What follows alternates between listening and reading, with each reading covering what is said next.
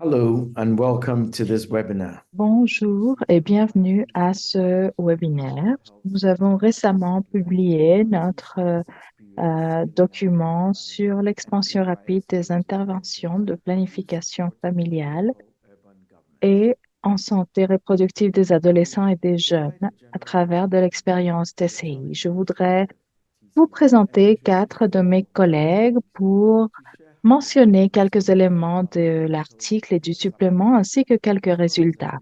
Nous aurons une session de questions-réponses vers la fin du webinaire. Commençons avec cette première partie. Nous avons lancé ces efforts en 2016 avec une approche à l'expansion des interventions d'impact dans euh, les régions de l'Afrique francophone, l'Afrique de l'Est, l'Inde et le Nigeria. Yuri était une preuve de concept financée par la Fondation Gates dans trois villes au Sénégal, au Nigeria, en Inde, entre autres. Nous avons ici un modèle différent chez TCI car nous n'implémentons pas, mais plutôt nous appuyons et nous accompagnons les gouvernements locaux. Ceci a évolué pour inclure les bonnes pratiques globales et d'autres pratiques. Dans la première phase, entre 2016 et 2022, nous avons fait une expansion vers 818 villes. Maintenant, nous sommes engagés avec 201 gouvernements locaux. Nous basons nos efforts sur l'échelle, l'impact, l'efficience et la durabilité. Nous croyons que l'expansion sans impact n'a aucun sens. Concernant l'impact sans échelle, celle-ci ne serait pas viable. Nous avons besoin d'efficience et car nous avons besoin de durabilité afin de produire des résultats durables dans les systèmes de santé. Nous voulons nous baser sur ces quatre piliers en reconnaissant que l'un est impossible sans l'autre afin de progresser. Nous voyons ici comment nous engageons avec les gouvernements locaux. Nous commençons avec une expression d'intérêt ou ce que nous appelons EOI chez TCI. Cette expression d'intérêt est essentielle car nous nous basons sur la demande. Nous nous basons sur l'évidence de l'engagement dans le système scolaire public, l'évidence concernant l'impact sur la population et les ressources à contribuer. Après une approbation d'une expression d'intérêt, nous travaillons avec les gouvernements afin de développer un programme pour développer des pratiques d'eau impact et d'autres interventions pour la planification familiale et d'autres programmes. Nous commençons à cette étape avec le coaching, avec le mentorat et ici, nos menteurs travaillent avec TCI University et sur base des bonnes pratiques internationales. TCI University est une université numérique qui nous partage des outils essentiels afin de travailler à ce sujet. Ainsi, nous faisons une analyse de problèmes ainsi que d'aide technique afin de prioriser les problèmes et aborder les sujets d'impact à travailler, basés sur notre règle 80-20%. Nous abordons les sujets relatifs à la demande, le plaidoyer et la coordination du programme, entre autres. Ici, le gouvernement local sera demandé de faire un un engagement de financement pendant que nous travaillons sur le reste du programme. La phase suivante est celle de l'implémentation des interventions d'impact dans les installations de planification familiale et de services de santé, ainsi que parmi la communauté. Le coaching, le mentorat de TCI qui a été à ses plus hauts niveaux pendant la phase de planification travaillera sur l'assistance et l'observation. Une fois que nous ayons fini avec cette phase, les gouvernements locaux pourront recevoir du mentorat sur demande.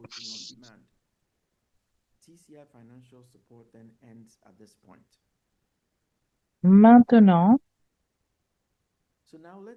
l'essentiel du webinaire d'aujourd'hui, le supplément GHASP. Le supplément a été terminé en mai 2024. Nous avons 9 articles qui nous montrent de nouvelles évidences concernant l'expérience collective de TCI, les bonnes pratiques et les leçons apprises entre 2016 et 2021. Nous avons aussi à souligner le progrès dans l'identification des stratégies de planification familiale et les services offerts, ainsi que les changements sociaux et de comportement. Nous montrons aussi les résultats concernant les impacts et l'adoption générale et nous abordons les besoins de santé des populations urbaines marginalisées qui est essentiel afin d'avoir des résultats de développement durable. Maintenant, abordons les résultats clés de nos interventions. Ces résultats soulignent l'importance de 1. La participation du gouvernement local, 2. Des modèles de financement innovateurs et 3. L'intégration des services de planification familiale dans les services et systèmes de santé. Les articles soulignent le besoin de gestion adaptative, l'engagement continu, ainsi que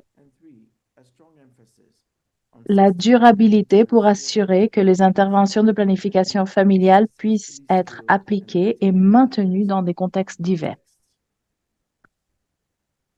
Voyons quelques résultats importants. La programmation personnalisée est essentielle afin d'aborder les barrières et les besoins spécifiques des adolescents et des jeunes. Les services peuvent faire une expansion de l'utilisation de contraceptifs et améliorer les services de santé et leurs résultats. D'autres facteurs importants pour le succès sont l'amélioration des systèmes de santé existants, l'engagement du secteur privé et finalement l'assurance des processus de qualité.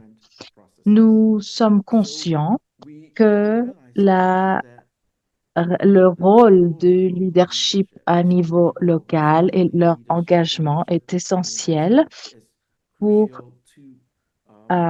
faire une application efficace. Le plaidoyer est aussi important. L'utilisation des structures existantes de gouvernement et du système de santé ainsi que l'engagement de champions d'influence tels que les groupes de religion traditionnelle et d'autres leaders de haut profil. La prise de décision basée sur les données est un aspect clé. Maintenant, je voudrais vous présenter 4 de mes collègues qui vous donneront des aspects à souligner concernant ces articles que nous avons publiés ainsi que nos résultats actuels. La première panéliste, Joséphine Nabukera, est notre leader par pays et va nous parler au sujet de l'Ouganda. Emily vient de TCI de l'Inde Notre troisième orateur, Victor Igaro, le manager niveau région pour le Pakistan et le Nigeria de TCI. Et finalement, Ian Salas, qui sera, qui soulignera les résultats récents de TCI. Bien, Joséphine, je vous cède la parole. Bonjour à tous et à toutes. Merci d'être connectés. Merci de nous donner une opportunité de partager les résultats récemment publiés pour l'Ouganda, sur l'augmentation de l'adoption des contraceptifs en Ouganda urbain. Les femmes plus âgées bénéficient de l'ajout d'interventions pour les adolescents et les jeunes au programme existant de planification familiale. Aujourd'hui, je vous présente en représentation de notre bureau. Juste pour vous donner un peu d'histoire, l'Ouganda a un besoin non satisfait élevé en planification familiale avec plus de 28% des femmes actuellement mariées et 32% des femmes non mariées sexuellement actives. Selon l'Institut Guttmacher, en 2020, parmi les femmes souhaitaient éviter une grossesse dans les pays à revenus faibles et intermédiaires. Le besoin non satisfait est beaucoup plus élevé chez les adolescents que chez les femmes âgées de 15 à 49 ans, 43% contre 24%. Plus de 80% de la population de l'Ouganda est jeune et environ 25% des femmes ougandaises âgées de 15 à 19 ans ont commencé à avoir des enfants. En Ouganda, 52% des grossesses sont non désirées ou mal chronométrées et avec plus de 43% des grossesses non prévues attribuables aux besoins non satisfaits en planification familiale. Nous savons aussi que l'adoption de la planification familiale parmi les femmes en âge de procréer est faible en Ouganda, MCPR 2021 de 34%, et est beaucoup plus basse chez les femmes âgées de 15 à 19 ans à 9,4% et chez les 20 à 24 ans à 28,3%. Les obstacles à l'utilisation de la planification familiale chez les adolescents et les jeunes incluent la désapprobation des parents, les influences des pairs, les connaissances insuffisantes, les barrières socioculturelles et la stigmatisation. Le but de la recherche est de déterminer si l'ajout d'intervention à un programme existant et fonctionnel de planification familiale entraîne une augmentation de l'adoption des contraceptifs chez deux groupes. Un, les adolescents et les jeunes âgés entre 15 et 24 ans et deux, les femmes âgées entre 25 et 49 ans. Un autre objectif du programme est d'améliorer l'accès aux contraceptifs pour les adolescents et les adolescentes et les jeunes âgés entre 15 et 24 ans au sein de la cohorte plus large des femmes. Concernant la couverture géographique, nous sommes présents dans 21 villes, 22 pour le Kenya, 16 pour la Tanzanie et pour le Ouganda, 21. Spécifiquement pour cette étude, nous avons 3 villes dans lesquelles nous travaillons à l'Ouganda. Le ministère de la Santé de l'Ouganda s'est associé avec TCI pour mettre en œuvre une approche multi-projet ajoutant la santé reproductive des adolescents et des jeunes à un programme général de planification familiale pour les femmes âgées dans 3 gouvernements locaux de Bwikwe, Mukono et Iganga. Je voudrais prendre un peu de temps sur cette filmine en comparant les interventions de programme que nous avons dans le reste du programme et dans les 3 villes dans lesquelles nous avons fait un partenariat avec le système local de santé. Le plaidoyer, tout d'abord. Pour le plaidoyer, nous avons engagé avec les villes pour croître l'application de la planification familiale. Spécifiquement pour ceci, nous avons aussi engagé avec les gouvernements locaux pour aborder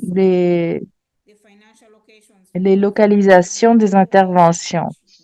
Euh, Avec le programme seulement, nous avons utilisé des champions de planification locale uniquement et aussi afin de définir où est-ce que nous allions travailler, nous avons défini des champions qui ont aidé au niveau gouvernance et qui font partie de nos réunions mensuelles par le biais desquelles ils expriment leurs besoins et préoccupations. Au niveau communauté, nous utilisons les pairs pour ces effets.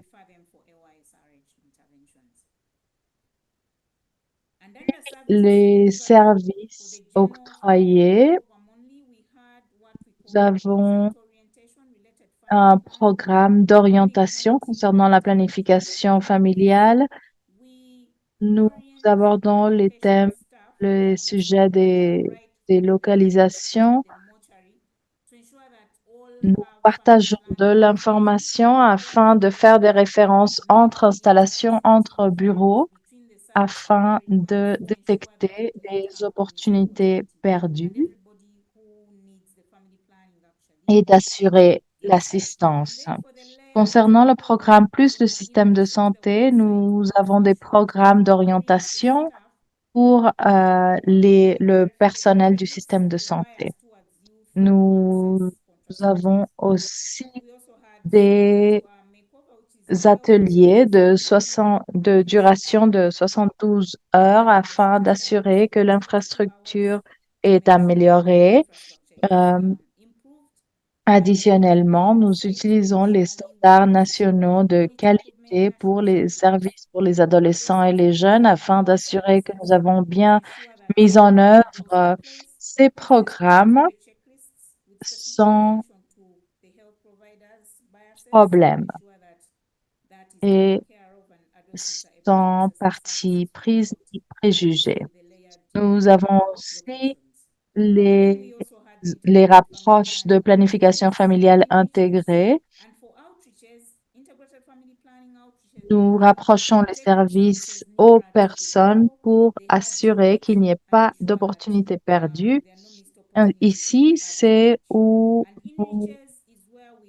nous rapprochons aux communautés avec l'expertise afin d'assurer que la communauté puisse acquérir les connaissances nécessaires concernant les contraceptifs afin euh, de travailler sur les services octroyés. Euh, Nous sommes intégrés dans les différents groupes d'approche. Euh, Concernant les services aussi, nous avons les installations de services pour assurer une organisation adéquate et une mobilisation afin d'avoir une participation majeure. Nous travaillons aussi sur la planification familiale post-grossesse. Ici, nous travaillons aussi avec les femmes jeunes, spécifiquement celles qui ne sont pas mariées. Et aussi, nous avons un engagement de la part des pharmacies et des apothicaires afin d'aborder les besoins par le biais de ce système. Nous travaillons à court terme, mais aussi en assurant les références afin de faire un suivi.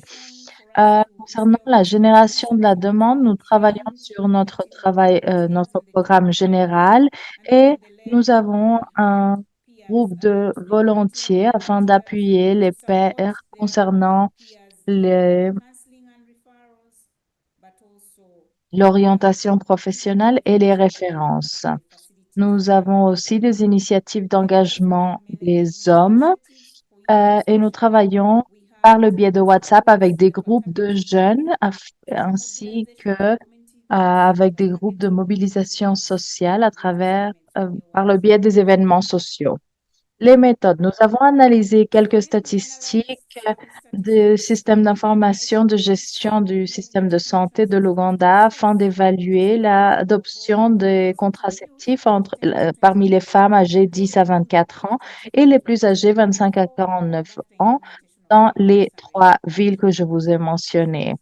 Nous avons analysé l'adoption, les niveaux principaux d'adoption et les intérêts spécifiques exprimés par groupe de cohorte. Nous avons fait une collection de données par groupe d'âge entre 10 et 24 années et 25 à 49. Ainsi, nous avons révisé la qualité des données afin de voir s'il y avait euh, des déficits selon les villes d'intervention, s'il y avait uniquement planification familiale générale ou s'il y avait planification familiale et le système de santé reproductive et nous avons comparé les données. Nous avons calculé les indicateurs d'intérêt pour chaque groupe, et spécialement l'adoption nette de contraceptifs. Et nous avons fait une analyse du période entre juillet 2017 et juin 2018 et entre juillet 2020 et juin 2021. L'analyse des tendances d'adoption de contraceptifs et la différence dans les analyses. Nous avons analysé les injectables, les pilules, les condoms, entre autres, ainsi que la stérilisation.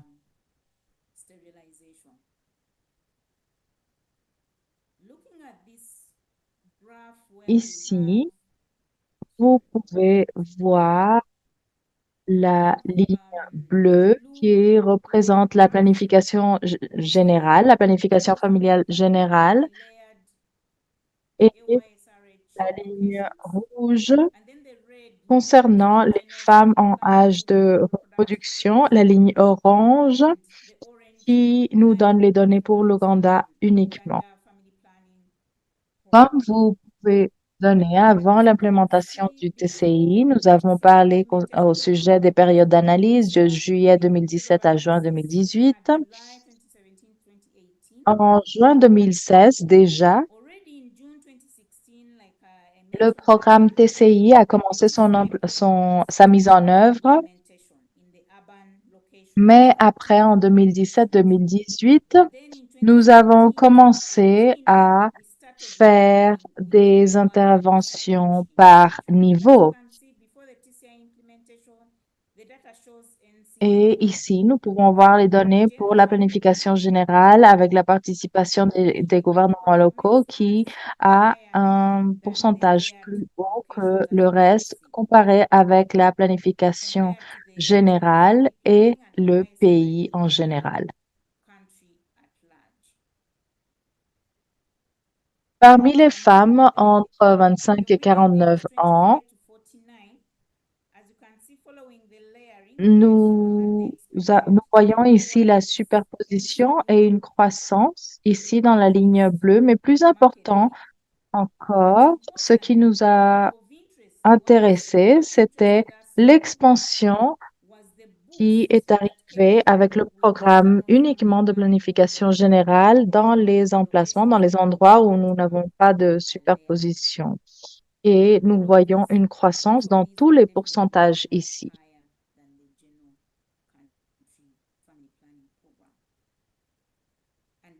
Quand nous voyons les pourcentages et la superposition des données concernant le programme et afin d'analyser les résultats, bien sûr que nous voyons un pic euh, concernant l'adoption nette de contraceptifs parmi les femmes entre 10 et 24 ans. mais comme vous le voyez déjà, parmi la cohorte plus âgée,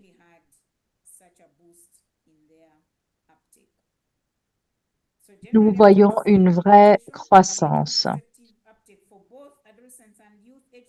Ici, pour les femmes entre 25 et 49, euh, âgées entre 25 et 49 ans, l'adoption était encore plus prononcée. En conclusion, nous disons, selon ce que nous avons vu dans les résultats, la superposition, la stratification des interventions de TCI a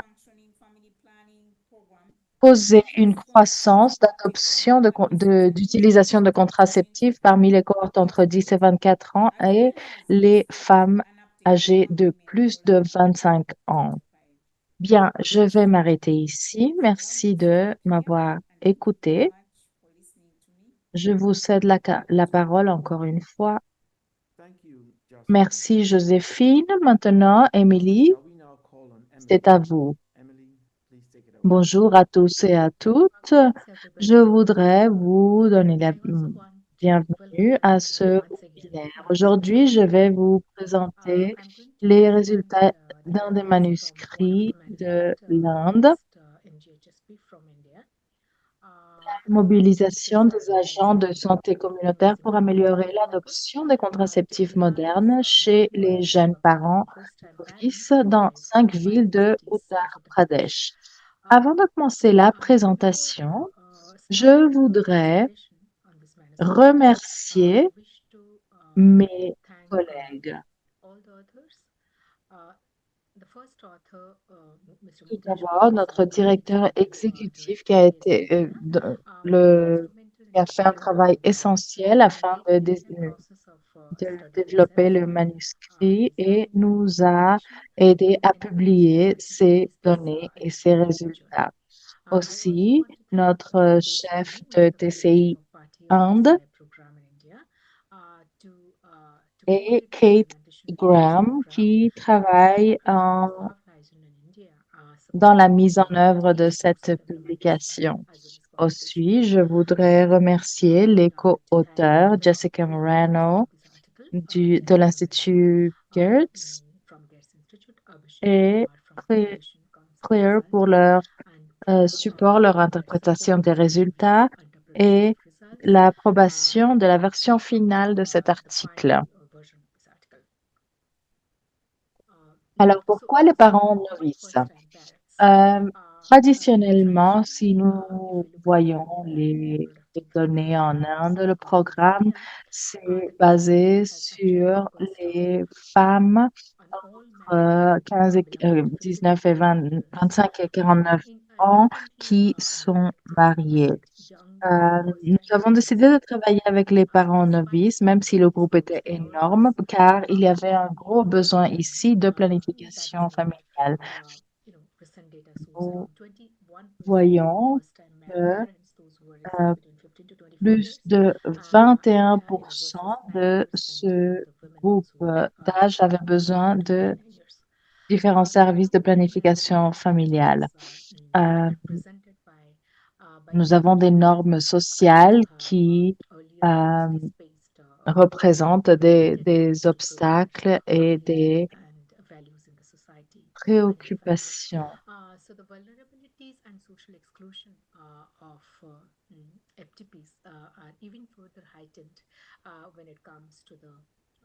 Nous avons aussi étudié des différentes villes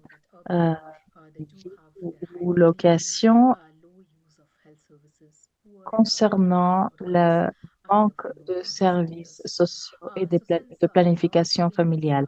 Le programme a une approche exclusive sur ces méthodes de planification familiale qui n'arrivent pas à contrôler la croissance de la population.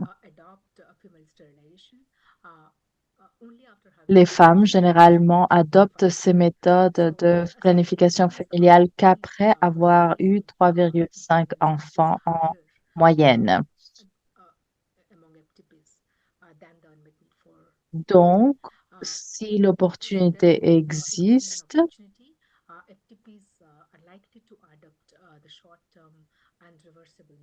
elles utiliseront les contraceptives réversibles. Tenant compte de ces résultats, de ces données de TCI par la mise en œuvre de la mise en œuvre du programme TCI,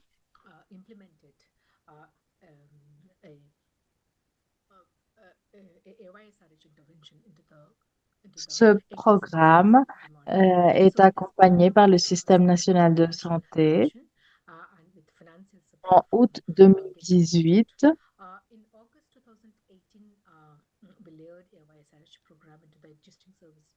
nous avons commencé à travailler avec 5 villes dans un programme euh, pilote afin d'offrir les services aux parents novices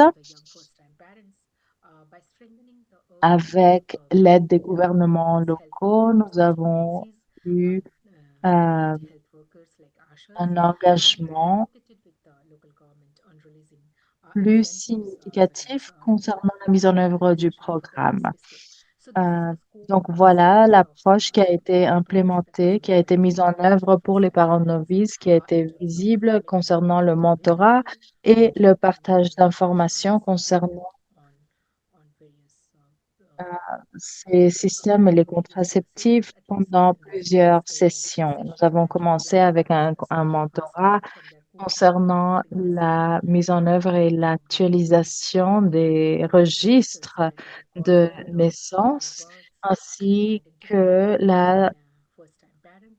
le partage d'informations pour les membres de la famille qui puissent orienter et avoir un impact ou une influence dans la prise de décision.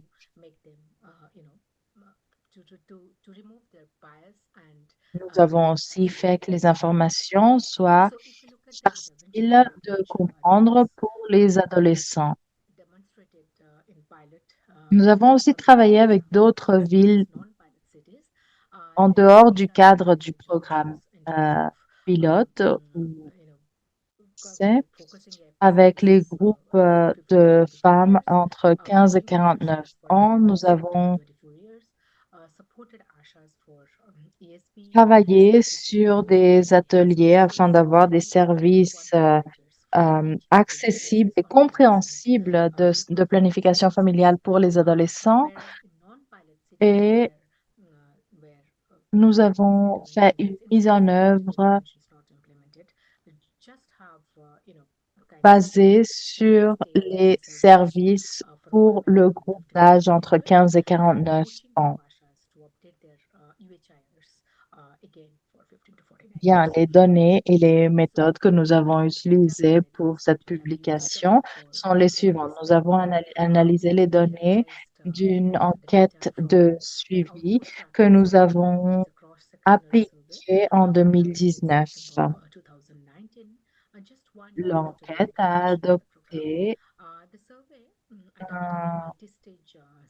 une application randomisée parmi les parents novices et nous avons comparé ces données avec les données d'un groupe d'une enquête appliquée à travers de notre programme. Après avoir exclu les réponses pour les femmes qui étaient euh, qui étaient âgées au-delà de 25 ans. Donc, les FTP et pour celles qui habitaient dans les zones des bidonvilles, nous avons appliqué l'enquête séparément.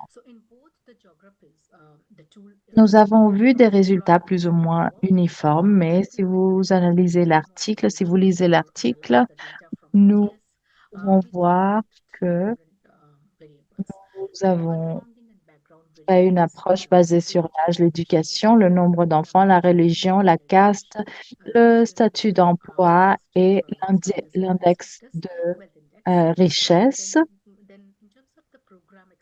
Nous avons créé 3 expositions pour les parents novices entre 20 et 24 ans.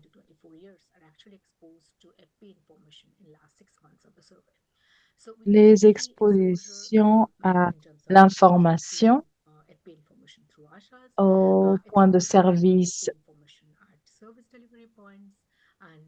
entre autres. Nous avons inclus les femmes qui avaient pris rendez-vous dans un centre ou une clinique de santé, ainsi que celles qui ont pris un rendez-vous avec des professionnels en nutrition, entre autres. Et nous avons utilisé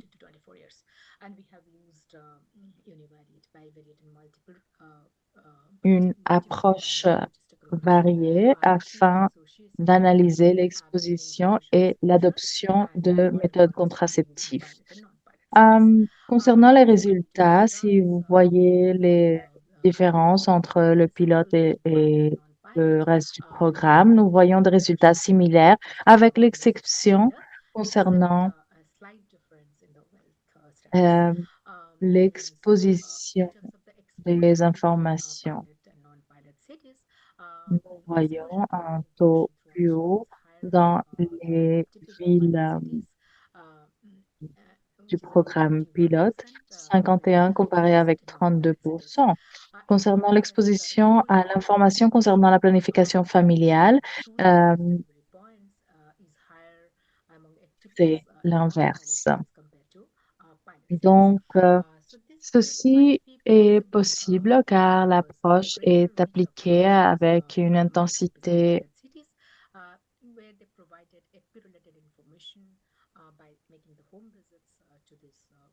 plus forte les villes dans lesquelles nous avons travaillé directement.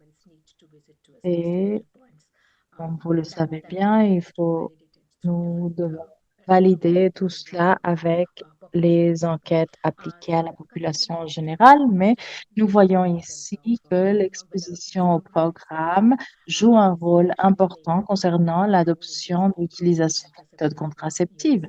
Nous voyons des résultats très importants. Euh, Auparavant, nous étions à un taux d'adoption à 39% comparé à 32% dans les villes programmes non pilotes. Donc, nous voyons une grande différence.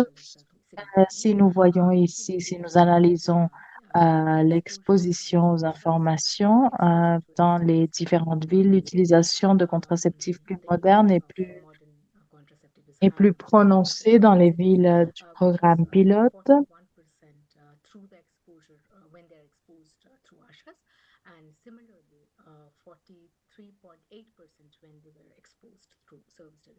Euh, Nous voyons ici les résultats que nous considérons très importants, mais vous pouvez lire la publication complète. Nous avons mis en œuvre 3 modèles pour analyser les résultats afin d'analyser l'interaction entre le type de ville et l'exposition à quel type d'information, et ceci inclut le niveau d'expansion et d'adoption de méthodes contraceptives. Dans le modèle 1, compa- nous avons fait une comparaison entre les villes non pilotes afin d'évaluer l'utilisation des contraceptifs modernes.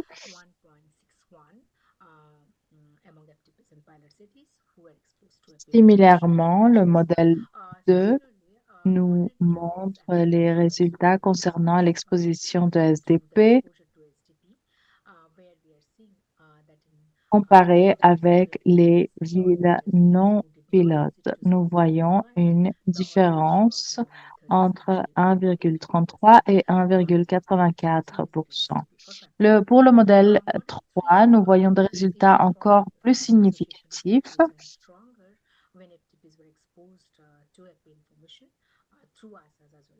L'adoption a cru de 1,9%. avec une exposition encore plus prononcée à l'information concernant la planification familiale. Les leçons apprises, nous voyons ici ce que nous avons abordé avec ces études et nous voyons qu'il y a un renforcement de l'évidence existante déjà concernant l'approche et la participation des communautés. Donc, ici, vous voyez euh,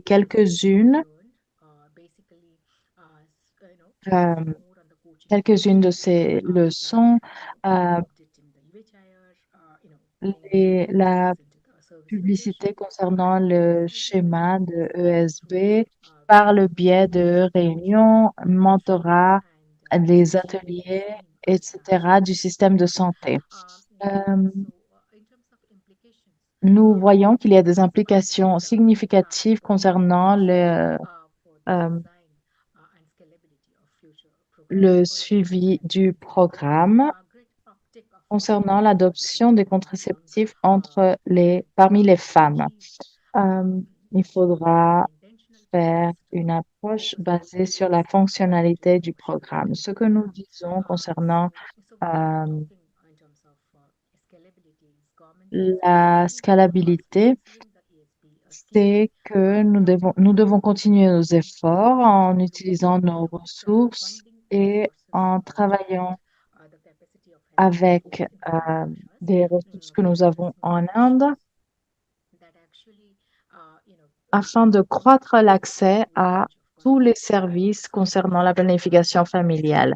Euh, Aussi, les politiques publiques doivent être renforcées concernant le système d'information sur la planification familiale ainsi qu'une amélioration des révisions des informations concernant la planification familiale, spécialement pour les jeunes. Finalement, je vous remercie de m'avoir écouté, de participer à ce programme. Je remercie TCI pour la mise en œuvre et l'implémentation de ce programme.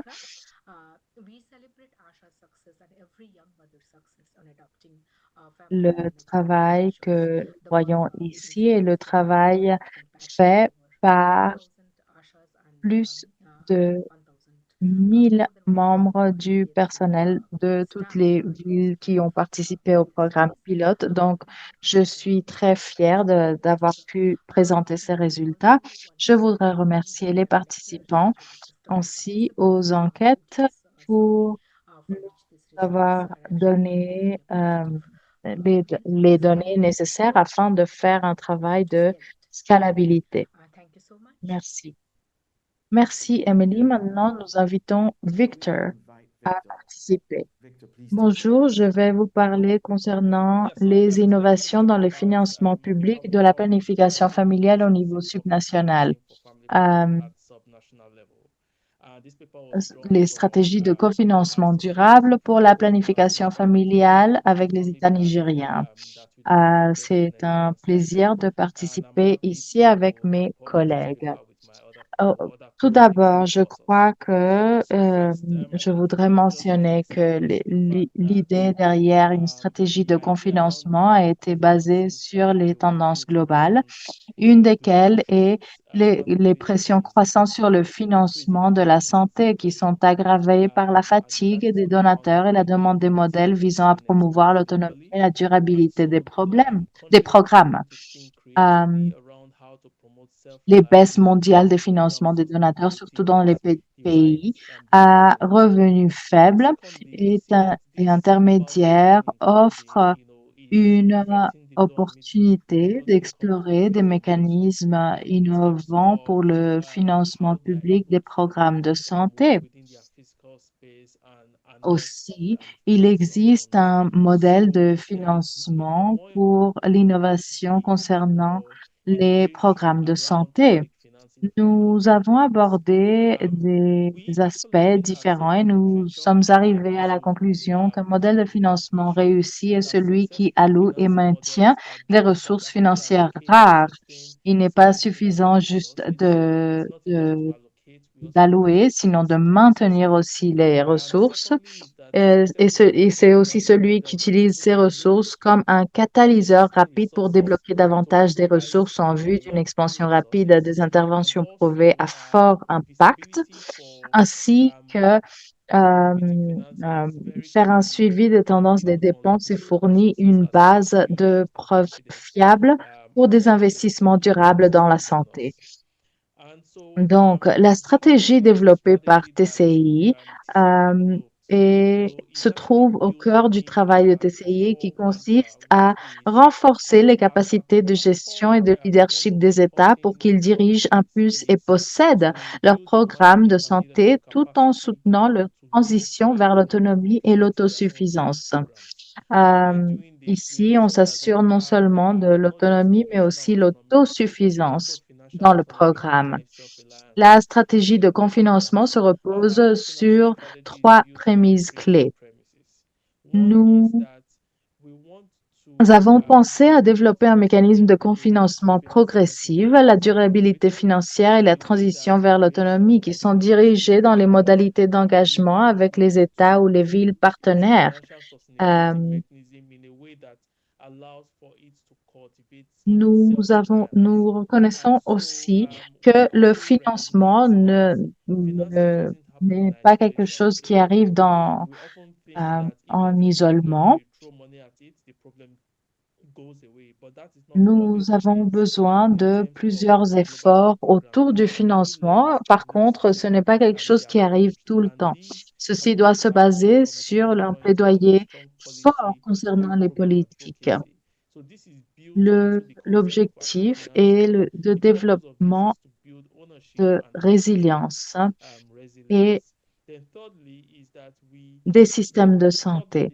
Nous cherchons aussi à renforcer les capacités de gestion et de leadership pour diriger, impulser et posséder leurs programmes de santé. Les États ou les villes doivent institutionnaliser la transparence du financement de la santé, la responsabilité et une bonne gouvernance. Donc, qu'est-ce que nous avons fait concernant le cofinancement?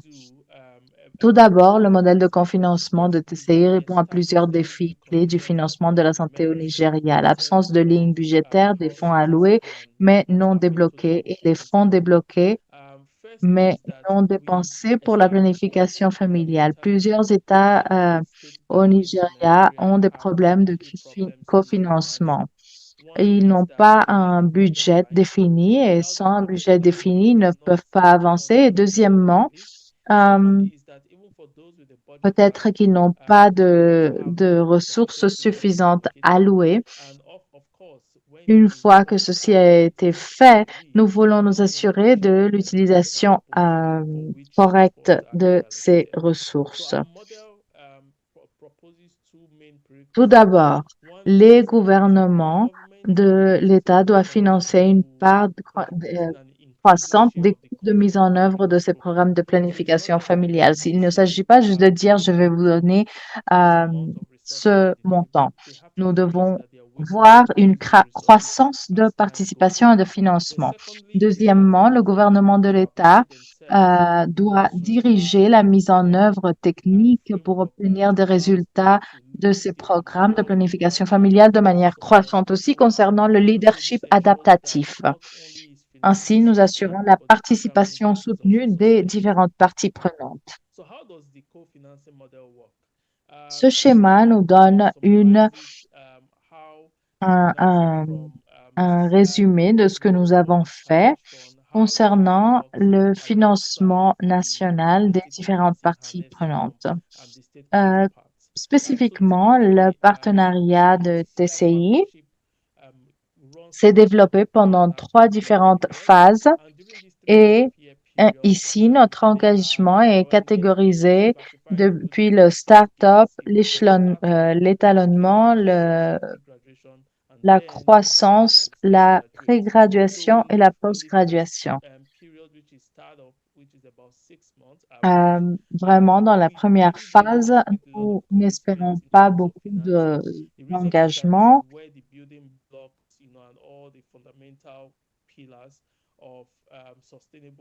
Ici, nous travaillons sur les cadres, les budgets. Tout le travail est intensifié. Par contre, dans la première année de mise en œuvre, nous travaillons sur l'expansion. Nous espérons que le financement domestique remonte à 25% du financement total. Ici, nous cherchons à faire un parallélisme avec le programme TCI par le biais aussi d'autres formes de financement.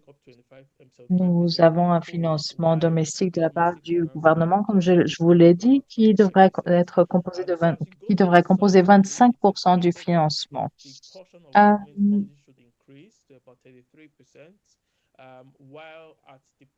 Au moment, dans la phase de la pré-graduation,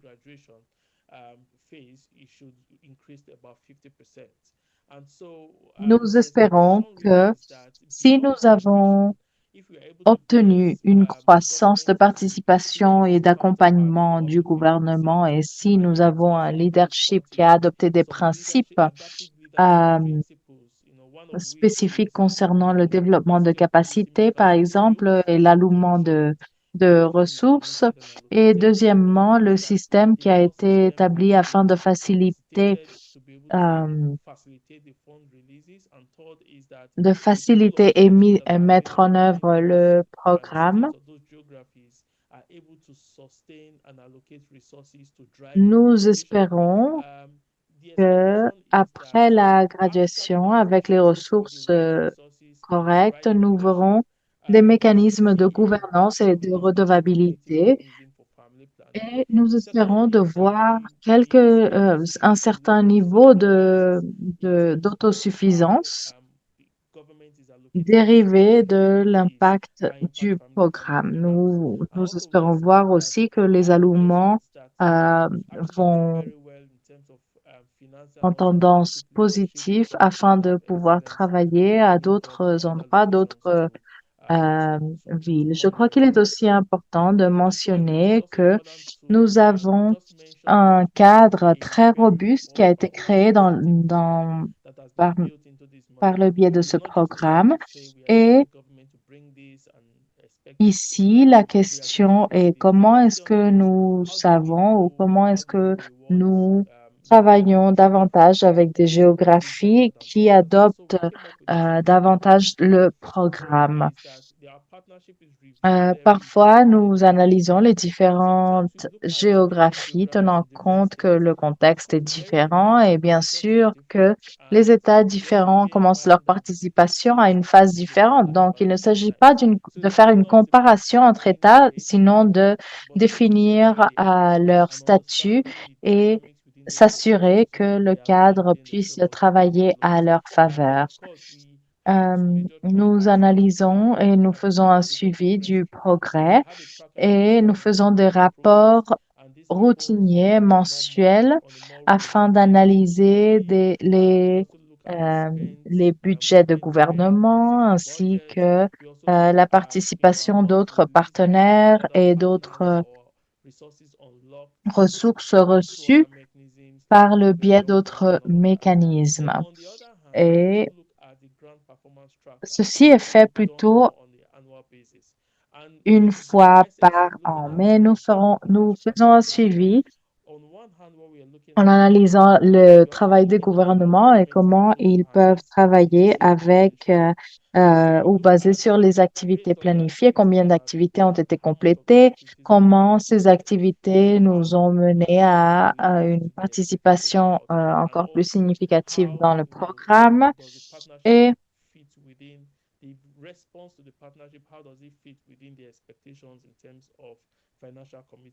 and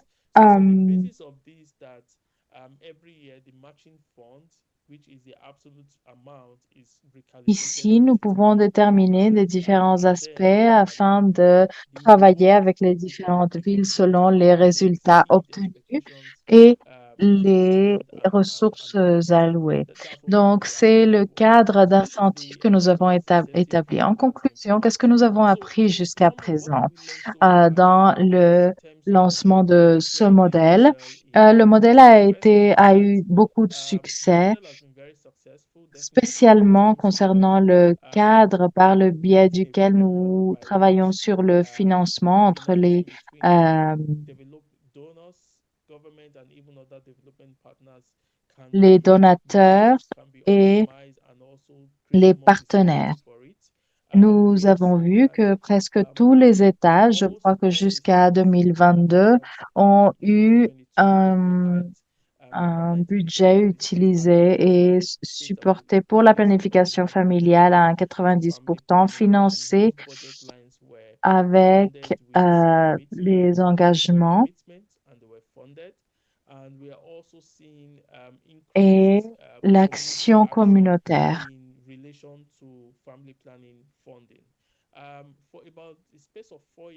Il faut savoir que ce modèle a été mis en œuvre dans plusieurs États et dans lequel nous avons fait un accompagnement depuis le début jusqu'à la fin en voyant une croissance de participation et d'engagement financier.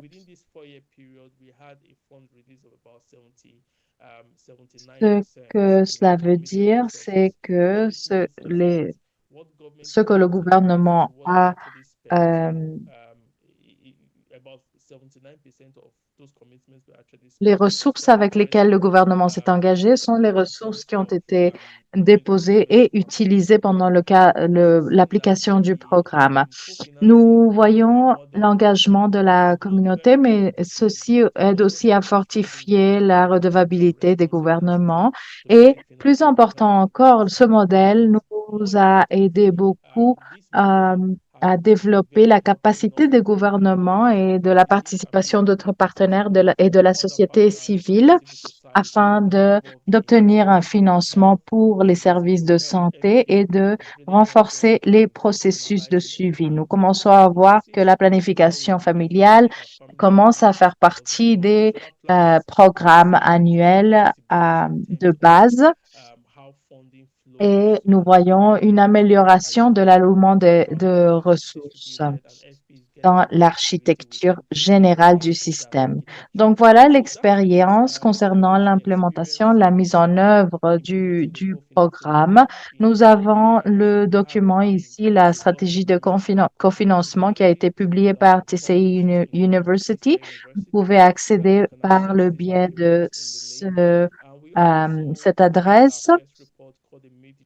Nous voyons ici comment les différents États qui ont reçu un suivi euh, ont cru leur participation. J'espère que vers le futur, nous verrons une amélioration dans tous les sens. Merci beaucoup.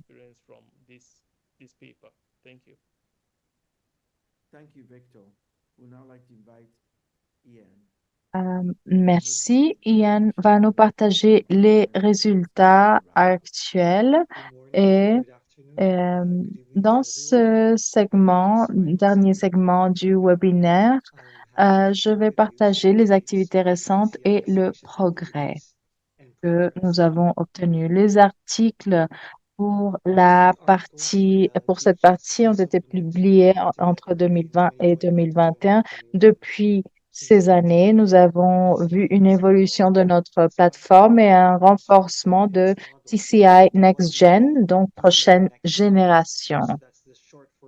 Ces améliorations incorporent des recommandations d'un programme de révision externe appliqué par Mathematica. Aussi, notre partenariat avec ITAD afin de faire un suivi, un apprentissage et une évaluation et aussi les apprentissages collectifs de TCI concernant les interventions d'impact dans plus de 200 villes. Nous avons ici les résultats principaux. Nous avons augmenté nos services dans 3 villes du Pakistan, les Philippines et le Togo. Nous avons aligné les interventions supportées par TCI avec des pratiques internationales reconnues.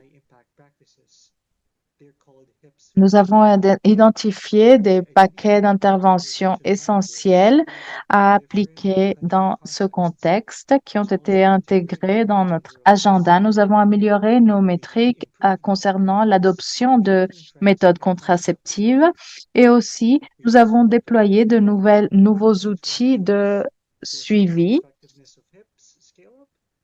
pour la planification familiale et nous avons organisé notre structure afin d'assurer une application plus intégrale avec nos partenaires. Avec TCI NextGen, nous pouvons éclairer nos résultats. Nous avons une approche basée sur le mentorat de gouvernements locaux afin de faire une expansion, une croissance de la couverture de l'application du programme, la qualité de la mise en œuvre, ainsi que l'amélioration des bonnes pratiques et processus locaux.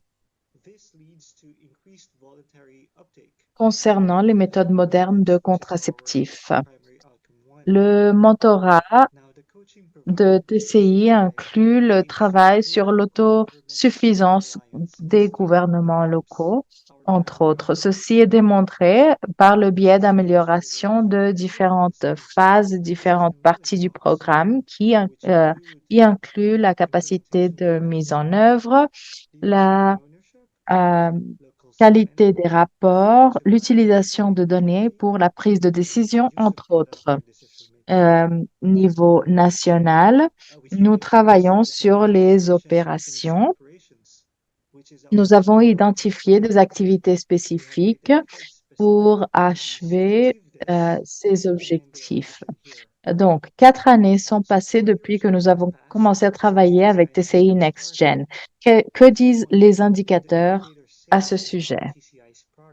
Tout d'abord, selon les données jusqu'à mars 2024, nous avons rajouté 4,5 millions de clients nouveaux. Plus de la moitié de cette croissance a été enregistrée pendant la phase TCI NextGen. Nous avons ici des indicateurs clés, l'impact, l'échelle, l'efficacité et la durabilité. Depuis 2020,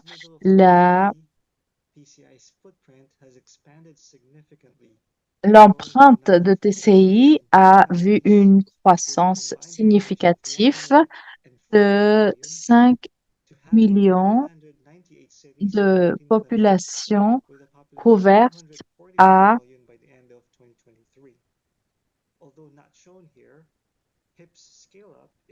241 millions vers la fin de 2023. Nous avons vu un impact qui a cru concernant les méthodes de planification familiale et leur utilisation. Concernant l'efficacité, nous estimons que le coût par unité s'est réduit à la moitié. Nous avons commencé avec à 37 dollars par client en 2020 et nous avons passé à 18 dollars par client vers la fin 2023.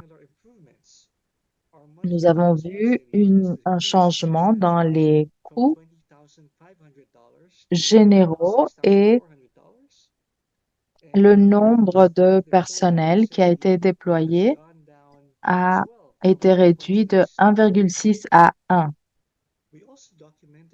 TCI-supported cities were effectively utilizing the funds they committed to family planning, with spending increasing from 70% in mid-2020 to 85%. Nous voyons une différence dans les dépenses entre 2020 et 2023 qui nous mène à la durabilité. Quand nous révisons les données des villes dans lesquelles nous travaillons, nous voyons qu'un haut pourcentage voit des additions concernant les clients de planification familiale. Les chiffres, les données en général nous donnent une visualisation générale de la situation actuelle. Nous avons une analyse aussi de données au niveau de pratique d'impact et intervention, ainsi que les efforts de renforcement du programme. Il faudrait souligner que l'accès à des données euh, est très important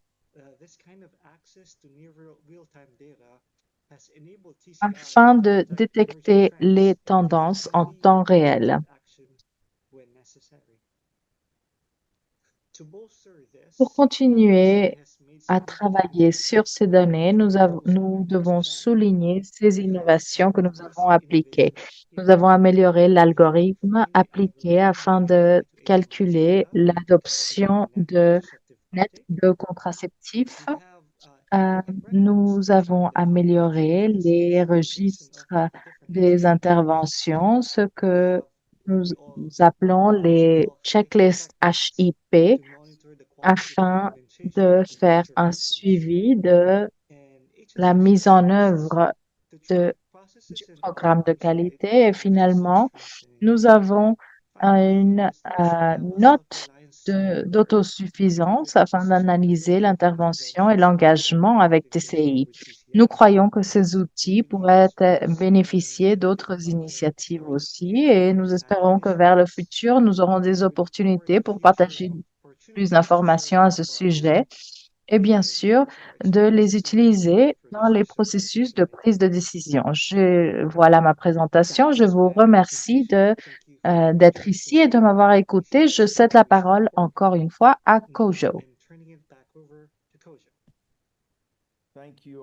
Merci à tous et à toutes. Merci à nos quatre présentateurs. Nous avons vu plusieurs questions qui ont été mises sur le chat de notre appel de Zoom et nous avons répondu à la plupart. Peut-être si vous avez une question, pourriez-vous l'écrire sur le chat et avec plaisir, nous pourrons les répondre. Il y a une question concernant le cofinancement, Victor, que vous pouvez répondre directement peut-être. La question vient de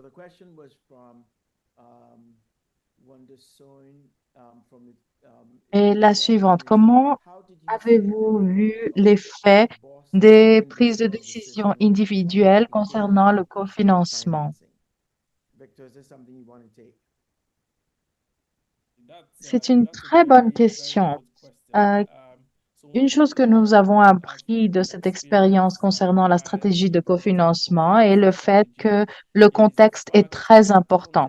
Les différentes villes mettent en œuvre le modèle de manière différente et nous ne pouvons pas vraiment euh, séparer ceci des intérêts et du financement public, euh, surtout afin d'analyser comment le modèle serait performant dans ces villes.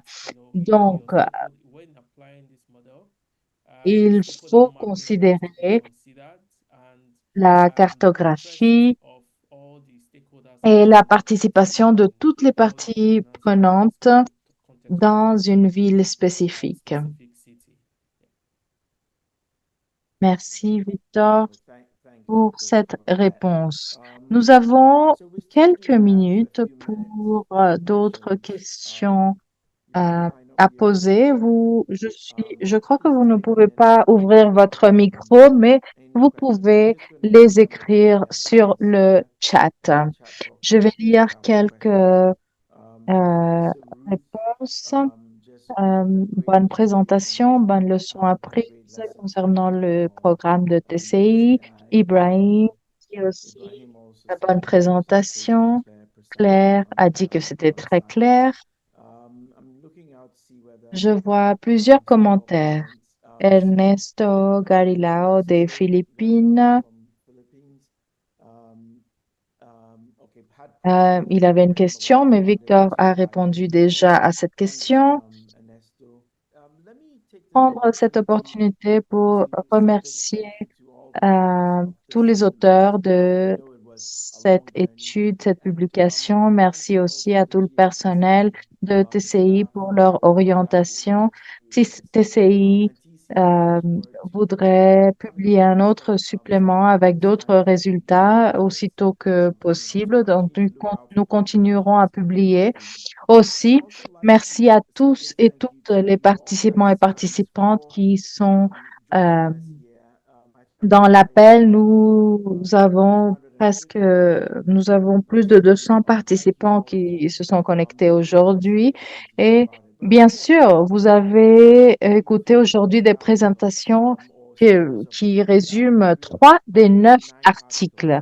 Donc, si vous voulez accès à d'autres publications, à d'autres suppléments, allez au site web de TCI, tciurbanhealth.org. ORG. Vous pouvez faire clic sur publication pour avoir accès, pour accéder aux autres publications, 9 en total. Nous recommandons que vous lisez tous les résultats. N'hésitez pas à accéder aux publications sur le site TCI. Il y aura beaucoup plus d'informations sur le site web et aussi du matériel codifié concernant les pratiques d'impact et les suivis. N'hésitez pas à faire partie de la communauté de pratique afin de faire des échanges d'informations et de leçons apprises. Je crois que c'est le moment de terminer, de fermer cet appel, mais n'hésitez pas à nous contacter si vous avez encore des questions. Merci encore une fois à l'équipe qui a organisé ce webinaire. Merci à vous tous et à toutes et j'espère que vous aurez une très bonne journée. Merci.